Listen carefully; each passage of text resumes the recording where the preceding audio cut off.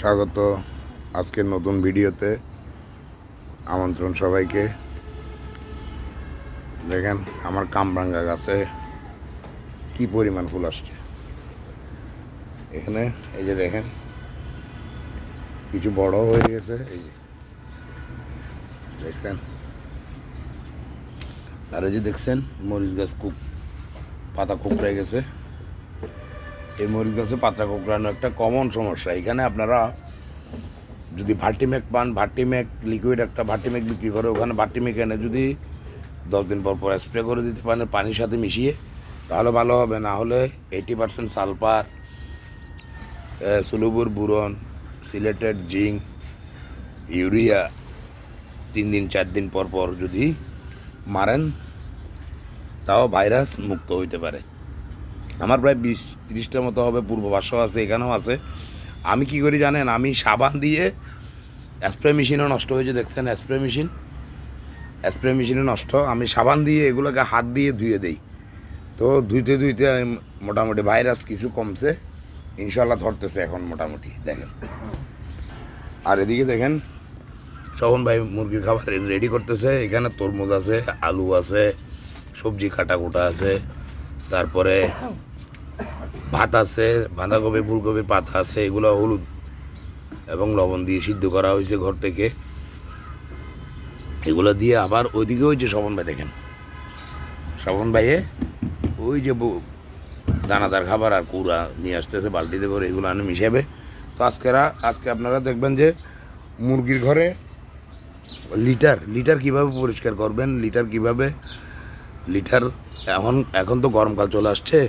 আপনারা দয়া করে লিটারে পুরা দিনের মধ্যে একবার হলো, বিকেলে দুপুরে একবার হলো পানি ছিটিয়ে দিবেন, না হলে স্প্রে করে দিবেন, যাতে করে মাটিগুলা উড়াউড়ি না করে। আমি তো আপনার বালি দিয়ে করছি লিটার, তো ওখানে উড়াউড়ি করে, সেই জন্য যারা বালি দিয়ে করছেন একটু পানি দিয়ে স্প্রে করে দিবেন। এই দেখেন ঘরে বিস্কিট টিস্কিট নষ্ট একটু পোতায় গেছে আর কি, এগুলো আর খাচ্ছে না। ওই যে দেখেন ওইদিকেও আছে, এই যে দেখেন দেখার জিনিস ঘরে পোতায় গেছে, তো সেই জন্য মুরগিকে দেওয়া হচ্ছে। এই যে দেখেন দেশি মুরগি আপনার সব কিছু খাবে, এ খরচ বাঁচানোর জন্য ঘরের নষ্ট জিনিসপত্র দিলে খাবে। শুধু দুর্গন্ধ জাতি একদম নষ্ট হয়ে গেছে এরকম কোনো জিনিস দিবেন না, আমাদের খাওয়ার অযোগ্য যেটা সেটা দিয়ে দিবেন। মুরগি খাবার দিয়ে দিচ্ছে শোভন ভাইয়ে। এই যে দেখেন শোভন ভাই মুরগি খাবার দিচ্ছে। এই যে দেখেন মুরগি ছাড়তেছে, এই যে দেখেন তোমরা মুরগি ছাড়লো।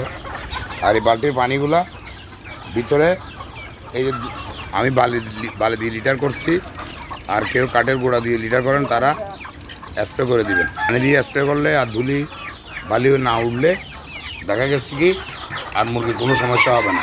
ধুলি বা বালি উঠলে এগুলো চোখে মুখে দিয়ে ঠান্ডা লেগে বিভিন্ন রোগ ছড়াইতে পারে।